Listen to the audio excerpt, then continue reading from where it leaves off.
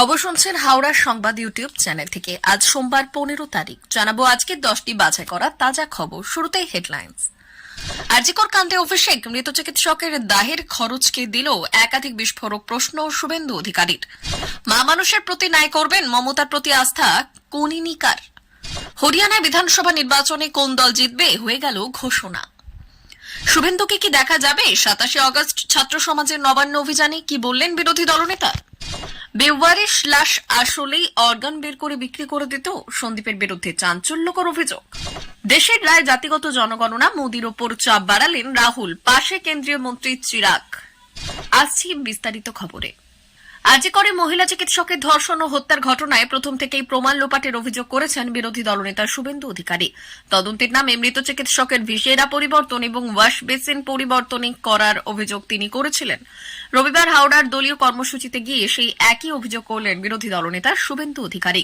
এদিন বিরোধী দলনেতা প্রশ্ন করেন, পানিহাটির যে শ্মশানে ওই বোনকে দাহ করা হয়েছে সেই দাহের খরচ বাড়ির লোক দেয়নি। তিনি প্রশ্ন করেছেন, কে দিল সেই টাকা? শুভেন্দু অধিকারী বলেছেন, তিনি ইতিমধ্যেই ছবি দিয়ে প্রশ্ন করেছেন। সেখানে তৃণমূল নেতা নির্মল ঘোষ, ব্যারাকপুর কমিশনারেটের ডিসি অভিষেক গুপ্তা কেন যাবেন? তিনি বলেন, আরও দুটি তথ্য তিনি দিচ্ছেন। দাহের খরচ না দেওয়া ছাড়াও সেখানকার খাতায় পরিবার পরিজনের যে সই করতে হয় তা করেনি পরিবারের কেউ।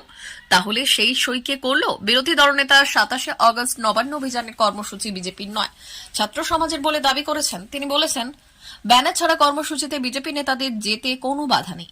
এক্ষেত্রে তিনি সিপিআইএম এর বিরুদ্ধে তৃণমূল সরকারের সঙ্গে আতাতের অভিযোগ করেছেন। তিনি বলেন, দফা 1 দাবি 1 মুখ্যমন্ত্রী পদত্যাগের দাবি বিজেপি অন্তর থেকে সমর্থন করে।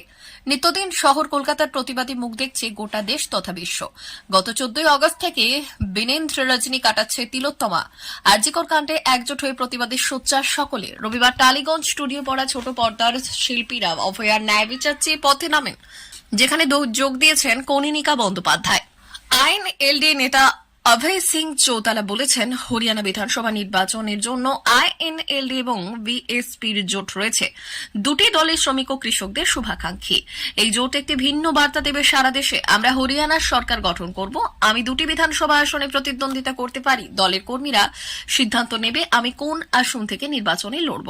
হাতে মাত্র একদিন, তারপরে 27 আগস্ট মঙ্গলবার নবান্ন অভিযানের ডাক দিয়েছে ছাত্র সমাজ।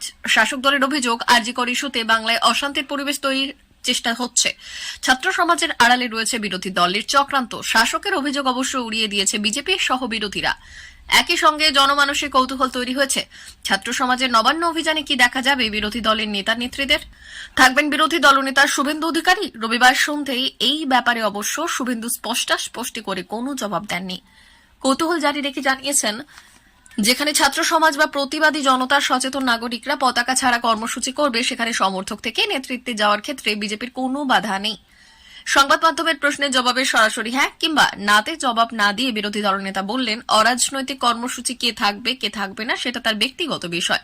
এই ব্যাপারে কাউকে কৈফিয়ত দেব না, কারোর জ্ঞানও শুনবো না। একই সঙ্গে স্পষ্ট করেছেন, ডাক্তারি ছাত্রীকে ধর্ষণ ও খুনের ঘটনায় দোষীদের কঠোর শাস্তির দাবিতে বিজেপির ধারাবাহিক আন্দোলন চলবে। আরজিকরের ডাক্তারি ছাত্রীকে ধর্ষণ ও খুন কাণ্ডে এদিন ফের দুটি বড় প্রশ্ন তুলেছেন বিরোধী দলনেতা শুভেন্দু অধিকারী। রবিবার সন্ধ্যায় বিরোধী দলনেতার দাবি, আরজিকরের নির্যাতিতা ছাত্রীর দেহ শ্মশানে পোড়ানোর টাকা বাড়ির লোক দেয়নি, এমনকি শ্মশানের কাজেও সইও করেনি বাড়ির লোক। এরপরে শুভেন্দুর প্রশ্ন, তাহলে দেহ পোড়ানোর টাকা কে দিল? শ্মশানের কাগজেই বা কে সই করল? এসব তথ্য সামনে আনতে হবে। রাজ্যের প্রথম সারির সরকারি হাসপাতালগুলির মধ্যে একটি আরজিকর মেডিকেল কলেজ। এই প্রতিষ্ঠানে পড়াশোনা করেন রাজ্যের মেধাবী পড়ুয়ারা। ভালো পরিষেবা পাওয়ার জন্য রাজ্যের একাধিক জেলা থেকে ডাক্তারি পরিষেবা পেতে আসেন রোগীরা। কিন্তু সেই হাসপাতালের ভেতরে ঠিক কি চলতো? চেস্ট মেডিসিন বিভাগের জুনিয়র ডাক্তারের মৃত্যু ঘিরে যখন তোলপাড় গোটা দেশ, তখন একে একে সামনে আসছে আরজিকরের প্রাক্তন অধ্যক্ষ সন্দীপ ঘোষের কীর্তি। আরজিকরে কান পাতলে শোনা যায় সন্দীপ ঘোষ ছাত্র থেকে ডাক্তার, সবার উপরে চলত খবরদারি। তবে সেখানেই শেষ নয়। হাসপাতালে পড়ে থাকা দাবিদারহীন মৃতদেহ নিয়েও নাকি চলত ব্যবসা। অভিযোগ নতুন নয়। আরজিকরের প্রাক্তন ডেপুটি সুপার আক্তার আলী, যিনি হাইকোর্টে মামলা পর্যন্ত করেছেন, তার অন্যতম অভিযোগ ছিল এই মৃতদেহের ব্যবসা নিয়ে। বেওয়ারিশ লাশ পাচার করতে দেওয়া হতো।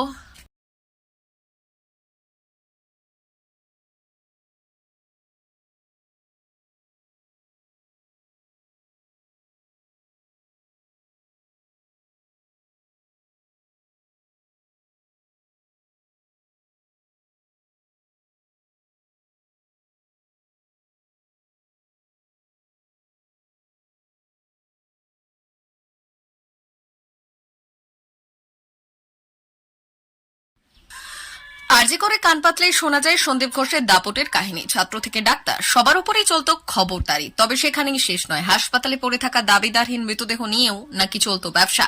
অভিযোগ নতুন নয়। আরজি করের প্রাক্তন ডেপুটি সুপার আক্তার আলী, যিনি হাইকোর্টে মামলা পর্যন্ত করেছেন, তার অন্যতম অভিযোগ ছিল এই মৃতদেহের ব্যবসা নিয়ে। বেওয়ারিশ লাশ পাচার করে দেওয়া হতো বলে অভিযোগ তুলেছিলেন তিনি। আর এই রকম অভিযোগ তুললেন ওই হাসপাতাল মর্গের প্রাক্তন কর্মী তারক চট্টোপাধ্যায়। ওই ব্যক্তি বলছেন, আমি প্রমাণ করতে পারবো না, তবে শুনেছি আনক্লেম বডি থেকে অর্গান নিয়ে নেওয়া হতো। সন্দীপ ঘোষের আমলে এই সব শুরু হয় বলে দাবি করেছেন তিনি। জাতিগত জনগণনার দাবিতে ক্রমশ চাপ বাড়ছে মোদী সরকারের। এই ইস্যুতে ফের একবার সরব হলেন বিরোধী দলনেতা রাহুল গান্ধী। তাৎপর্যপূর্ণভাবে রাহুলের সুরের সুর মেলাতে দেখা গেল এলজেপি সাংসদ তথা কেন্দ্রীয় মন্ত্রী চিরাগ পাসওয়ানকে। সংবাদ মাধ্যমের রিপোর্ট তুলে ধরে এক্স হ্যান্ডেলে রাহুল লিখলেন, দেশের ৭৪% মানুষ চান অবিলম্বে জাতিগত জনগণনা হোক। মুড অব দ্য নেশনের রিপোর্ট তুলে ধরে এদিন এক্স হ্যান্ডেলে রাহুল গান্ধী লেখেন, মোদিজি, যদি আপনি জাতিগত জনগণনা আটকে দেওয়ার বিষয়ে পরিকল্পনা করে থাকেন, তাহলে বলবো আপনি স্বপ্নের জগতে রয়েছেন। কোন শক্তি আর এটা রুখতে পারবে না। ভারতের নির্দেশ চলে এসেছে। শীঘ্রই দেশের ৯০% মানুষ জাতিগত জনগণনার সমর্থন ও তা সম্পূর্ণ করার দাবি জানাবে।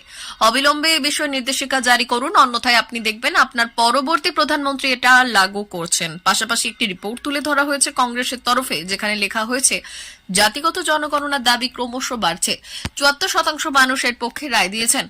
সমাজে কারা কতখানি অংশীদারিত্ব করছেন এই প্রশ্নের জবাব মানুষ চায় এবং সকলের সমান অধিকার নিশ্চিত করতে চায়। প্রিয় দর্শক, আমাদের চ্যানেলের সঠিক খবর নিয়মিত পেতে চ্যানেলটি সাবস্ক্রাইব করুন। ধন্যবাদ।